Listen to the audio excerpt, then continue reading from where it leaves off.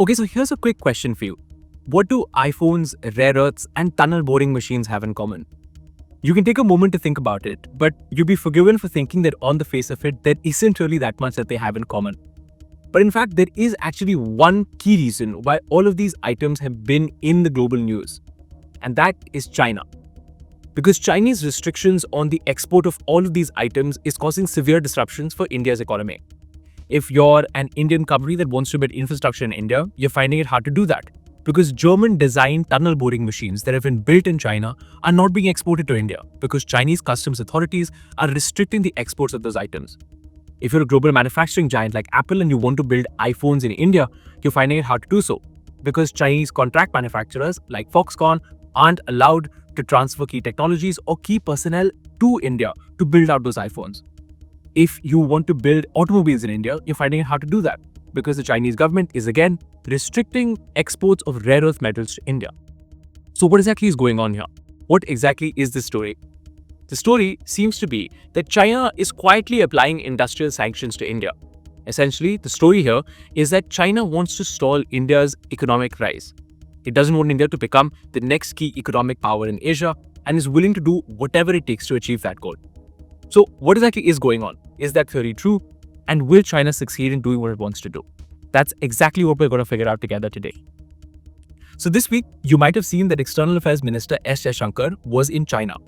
And actually something that he said in his meeting with the Chinese foreign minister stood out to me. Here's that clip for you. Measures towards normalizing our people-to-people exchanges can certainly foster mutually beneficial cooperation. It is also essential in this context that restrictive trade measures and roadblocks are avoided. I hope to discuss these issues with you in further detail. So that's interesting and pretty significant because it reflects something that we've increasingly been seeing across the board. If you listen to former Foreign Secretary Vijay Gokhale, he'll tell you that China seems to be applying industrial sanctions to India very, very quietly. The story seems to be this. China is facing a difficult economic war with America, youth unemployment is up, and the economy doesn't seem to be doing too well. But despite all of this, China has one key geopolitical strength, which is its manufacturing powerhouse. It is the factory of the world. There is no denying it. If you want to build something or manufacture something today, the odds are you will likely have to do it in China. Now, as the economy develops and the people of China get richer, the cost of manufacturing in China goes up. And as is natural, companies want to move out, including Chinese companies, into new markets, into cheaper markets, like India, Vietnam, and the rest of Southeast Asia. But the concern seems to be that China's government is not willing to let that manufacturing go. It understands that keeping manufacturing in China is the absolute sure guarantee that China will remain a relevant and powerful economic actor in the years to come. So China is actually doing whatever it takes to trip up countries like India from becoming major manufacturing powerhouses. The great concern going forward ought to be the surreptitious manner by which China is applying industrial sanctions. It stems from their anxiety that India seeks to replace them as the next global manufacturing center, an anxiety exacerbated by the successful transition of Apple to India. China wants India to be an integral part of its own supply chain, rather than a substitute for it, says Vijay Gokhale. And remember, Gokhale has been ambassador to China, he's been foreign secretary, he knows what he's talking about. And there's in fact three key examples to back up what Gokhale is saying. The first, of course, is iPhones. Apple has been very clear for some time now that it wants India to become the next big manufacturing hub for iPhones, particularly for exports to America. This does not mean abandoning China. Apple will always have a presence in China.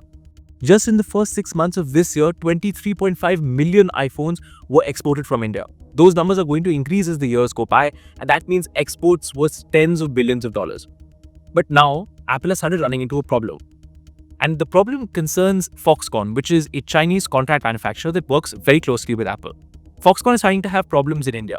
It's finding that exports of specialized equipment from China are being restricted. Foxconn is being asked to pull out Chinese staff that are very, very skilled, very, very experienced from India and bring them back to China. And if you read newspaper reports, it very much seems like China's government is behind this. It's forcing Foxconn to do all of these things. Secondly, tunnel boring machines. That's another example that we're seeing. India needs these specialized machines to build infrastructure in India. And if you want to build metros in cities, or you want to build highways, or you want to build tunnels, you need these machines. Once again, China is the problem.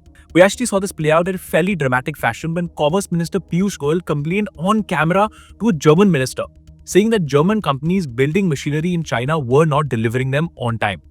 And the reason was that Chinese customs authorities were not clearing those machines for export.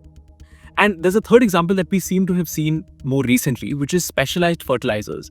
In fact, if you're talking to people in the industry, you'll find out that China has actually totally halted the export of specialized fertilizer to India, which again hurts Indian companies. So there you have, right, three key examples of the Chinese government using its massive economic power to restrict exports of items that India sorely needs. The big question though is why? Why is China trying to sabotage India? And the answer to that question, according to people who really know what they're talking about, is partly yes, China is trying to sabotage India.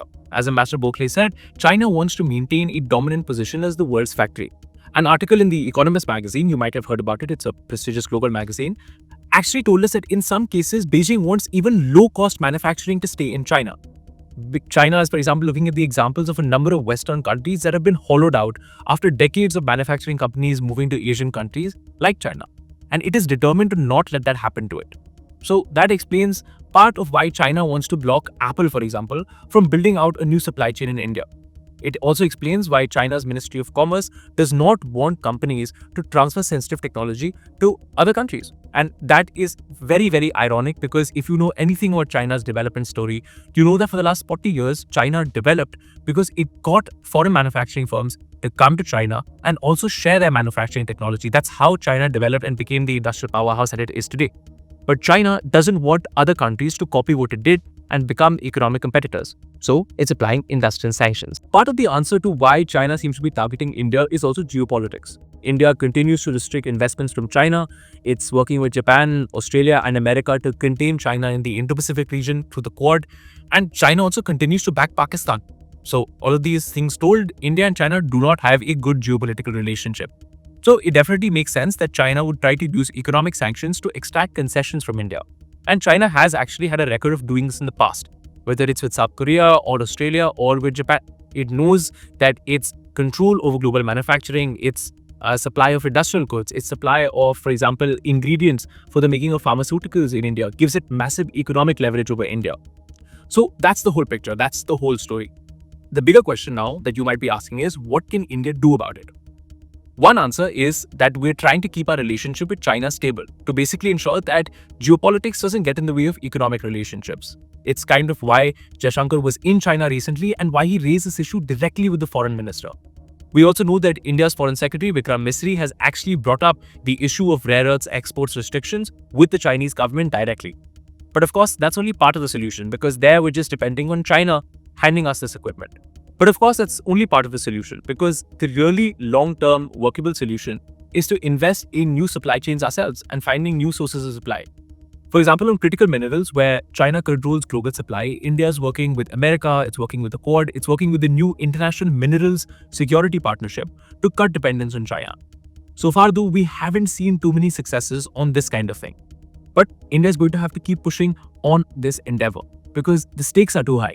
And India's economic future is too important to be held hostage by China. I'm Shashank Matu, I'm the America correspondent for Hindustan Times, and I'm reporting to you from Washington, D.C.